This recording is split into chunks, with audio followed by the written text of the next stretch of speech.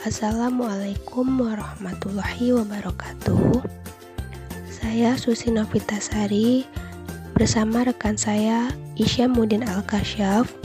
Kami dari kelompok 3 ingin menjelaskan materi tentang subjek dan sasaran evaluasi pembelajaran. Baiklah, yang pertama saya akan menjelaskan tentang pengertian evaluasi. Evaluasi adalah penilaian kinerja. Ini merupakan salah satu cara terbaik untuk menguji efektivitas dan produktivitas di berbagai bidang dalam kehidupan manusia, baik itu dalam lingkup individu, kelompok, lingkungan kerja, dan lain sebagainya.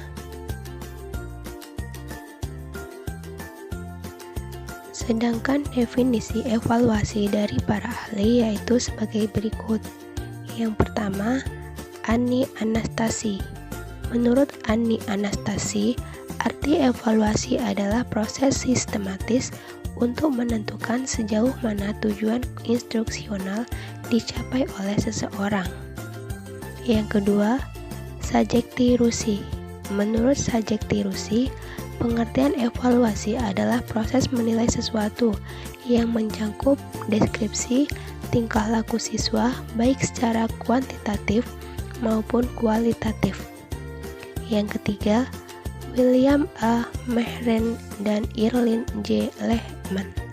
Menurut William A. Mehren dan Irlin J. Lehman, pengertian evaluasi adalah suatu proses merencanakan, memperoleh, dan menyediakan informasi yang sangat diperlukan untuk membuat alternatif keputusan. Yang keempat, A.D. Ruijgers. Menurut A.D. Ruijgers, pengertian evaluasi adalah suatu usaha atau proses dalam menentukan nilai-nilai.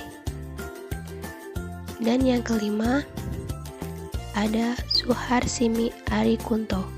Menurut Suharsimi Arikunto, arti evaluasi adalah serangkaian kegiatan yang bertujuan untuk mengukur tingkat keberhasilan suatu program pendidikan.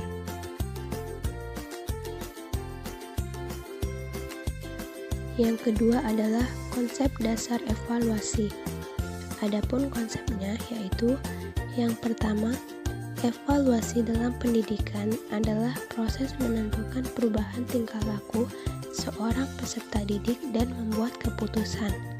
Yang kedua, aktivitas evaluasi bertumpu pada ciri-ciri manusia yang dapat diubah. Yang ketiga, dalam evaluasi bukan hanya meliputi pencapaian dan kemajuan dalam pelajaran, tetapi juga termasuk penafsiran semua aspek perkembangan mental dan fisik, minat, sikap, bakat, dan emosi. Yang keempat, dalam pembelajaran, evaluasi merupakan suatu proses yang sistematis untuk menentukan harus sejauh mana tujuan pengajaran dapat dicapai oleh peserta didik.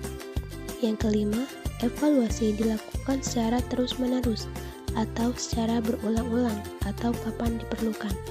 Yang keenam, untuk menentukan perubahan, sekurang-kurangnya evaluasi dilakukan 2 kali, yaitu sebelum dan sesudah penyampaian materi pelajaran.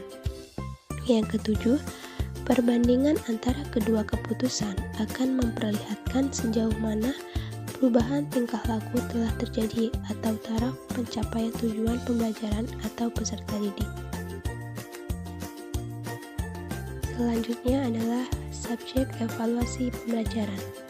Subjek evaluasi pembelajaran adalah orang yang melakukan pekerjaan evaluasi pembelajaran.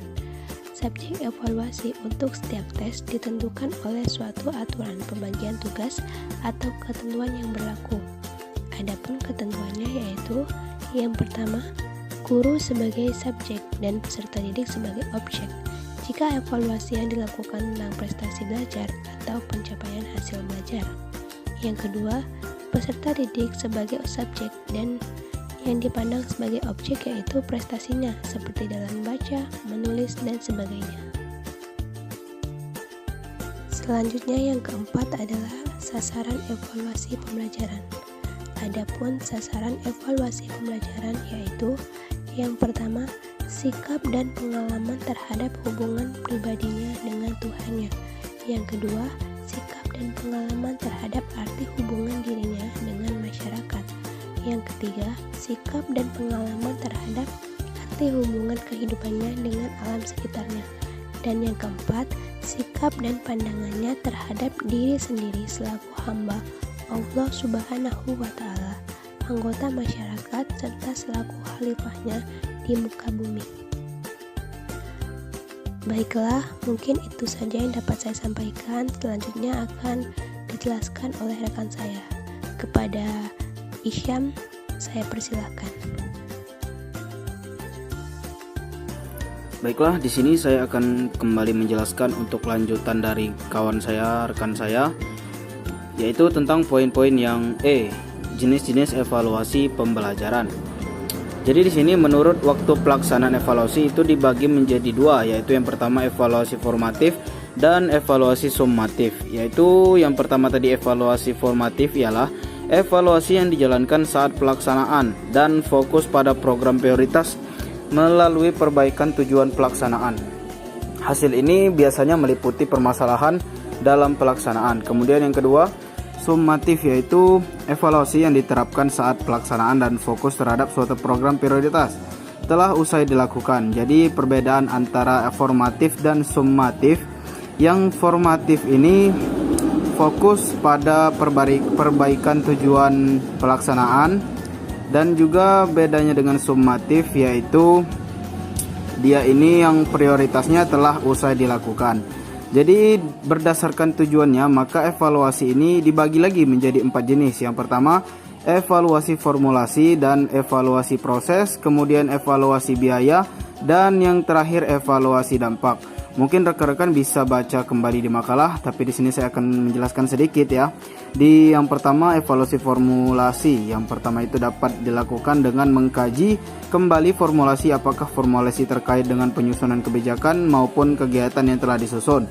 Kemudian evaluasi proses ini yang bisa dilakukan untuk mengetahui apakah kegiatan prioritas sesuai dengan tujuan yang ditetapkan. Jadi maksud dari evaluasi proses ini untuk mengetahui apakah kegiatan prioritas sesuai dengan tujuan yang diterapkan dengan hasilnya tadi. Kemudian yang ketiga, kegiatan evaluasi biaya. Ini merupakan evaluasi yang ditujukan untuk mengetahui apakah biaya prioritas dalam rangka pencapaian tujuan telah ditetapkan. Jadi di sini harus difikskan dulu berapa biaya yang akan diperlukan untuk mencapai tujuan yang telah ditetapkan tadi. Kemudian yang terakhir adalah evaluasi dampak. Merupakan suatu evaluasi yang dapat mengkaji terkait pengaruh dan kebermanfaatan yang diberikan dari program prioritas yang telah disepakati sebelumnya. Baiklah, kemudian lanjut lagi untuk di sebab tujuan evaluasi pembelajaran. Di sini untuk tujuan evaluasi pembelajaran ya kawan-kawan semuanya. Tujuan evaluasi itu adalah untuk melihat dan mengetahui proses yang terjadi dalam pembelajaran. Proses pembelajaran ini punya 3 hal penting. Yang pertama input, kedua transformasi, dan ketiga output. Input adalah peserta didik yang telah dinilai kemampuannya.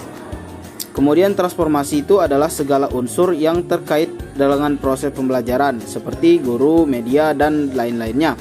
Kemudian yang terakhir output adalah capaian yang dihasilkan dari proses pembelajaran. Itu hasilnya adalah pencapaian kita yang dihasilkan setelah mengalami proses pembelajaran tadi. Kemudian lanjut lagi untuk di subbab yang G, yaitu ada fungsi evaluasi pembelajaran. Evaluasi pembelajaran ini mempunyai beberapa fungsi. Yang pertama, fungsi selektif. Fungsi selektif ini mempunyai tujuan juga yang seperti terdapat di dalam makalah, yaitu yang pertama, untuk memilih siswa yang dapat diterima di sekolah tertentu, untuk memilih siswa yang dapat naik kelas atau tingkat berikutnya, untuk memilih siswa yang seharusnya mendapat beasiswa, dan untuk memilih siswa yang sudah berhak meninggalkan sekolah. Kemudian yang kedua ada fungsi diagnostik.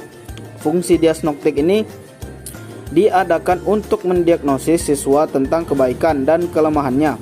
Jika sarana dan prasarana suatu alat atau yang digunakan dalam evaluasi memenuhi persyaratan, guru tersebut akan mengetahui kelemahan siswa dalam melihat hasil evaluasi tadi. Kemudian yang ketiga fungsi penempatan. Di sini fungsi penempatan itu terdiri dari kemampuan individual yang dimiliki atau bakat, maka pendekatan yang bersifat melayani perbedaan tersebut adalah pengajaran secara kelompok, yaitu dalam menentukan pasti di kelompok manakah seseorang siswa itu harus ditempatkan. Jadi tidak harus asal-asal menempatkan di mana siswa itu berada. Jadi kita harus melihat untuk mental maupun bakat yang dimiliki oleh siswa tersebut. Jadi di sini harus difilter ataupun disaring kembali jika ingin menaruh atau menempatkan posisi siswa tersebut. Jadi kemudian yang terakhir ada fungsi keberhasilan. Di sini fungsi keberhasilan dimaksudkan untuk mengetahui sejauh mana sih proses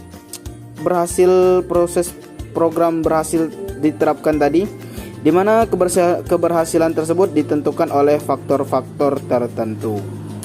Baiklah, mungkin hanya ini saja yang bisa saya jelaskan.